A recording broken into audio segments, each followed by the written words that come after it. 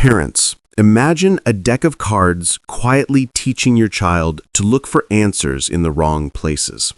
A few weeks ago, a mother messaged me. Her teen was watching tarot live streams and making choices based on those readings.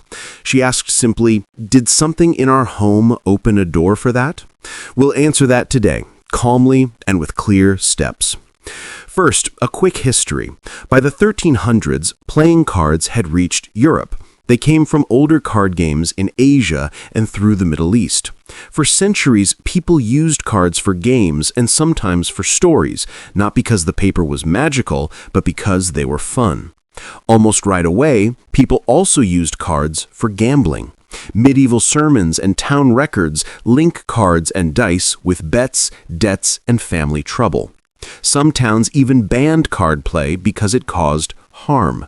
That's why many older Christian warnings about cards came from concern about gambling, not from thinking the paper was evil. The Bible helps us see why gambling is dangerous. 1 Timothy 6:10 says, "For the love of money is the root of all evil." Gambling can make our hearts chase money instead of God.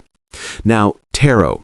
Tarot decks started in 15th century Italy as larger playing decks for trick-taking games. They were games first.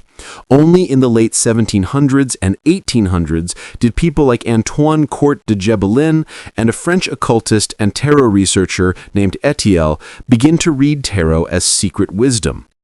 Etiel became the first known professional tarot reader who made a living by doing card divination. So, back to our question, did something in the home open a door? The answer is yes. A tarot live stream that teaches divination opens a doorway. If a child also has a tarot deck at home, that gives a second doorway. Both make it easier for the devil to influence the child to look for answers outside God. What does the Bible instruct? It gives a two-part approach. Avoid occult practices and test everything. Deuteronomy 18:9-11 warns against seeking hidden knowledge through divination. God tells us not to use secret practices to look into the future. At the same time, 1 Thessalonians 5:21 says, "Prove all things, hold fast that which is good." We check claims carefully. We don't just believe every story we hear. We will also ask you to take note of all the Bible verses we mention here and read them in your own Bible. Ask God for wisdom before you act. James 1:5 says, "If any of you lack wisdom, let him ask of God." Why does this matter for kids? Gambling and divination harm differently, but both displace trust. Gambling feeds greed and blame. Divination teaches kids to seek answers from cards or streams instead from God, shaping their imagination toward chance or superstition. Luke 12:15 reminds us to beware of covetousness. Wanting more can quietly take over a heart. And 1 Corinthians 15:33 warns that what children watch and who they listen to shapes their behavior. Evil communications corrupt good manners. Here are 3 calm, simple steps you can do today. Step 1. Teach. Don't panic. Explain to your child what divination and gambling are. Show one short example, a tarot live stream or a gambling clip, and say, "This is looking for answers or money from the wrong place."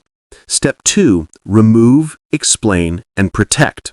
Calmly remove tarot decks and playing cards used for gambling or divination from common spaces. Make a loving household rule that says, "We don't keep cards in our house," to avoid confusing or harmful habits. Use Deuteronomy 18:10-12 and 1 Thessalonians 5:21 to explain why. This boundary prevents accidental exposure and stops harmful patterns from becoming normal. Step 3. Replace fear with formation. Fill the space with Bible reading, prayer, simple service, and wholesome games. Philippians 4:8 and Proverbs 22:6 remind us to feed children's minds with truth and to form habits that last. Do this in love, not fear. Teach the why, model peace, and invite questions. Pray together. Ask God for wisdom and steady hearts. When fear comes, hold to 2 Timothy 1:7 that says, "For God hath not given us the spirit of fear, but of power and of love and of a sound mind." Put on the armor of God, Ephesians 6:11, and parent with prayerful confidence.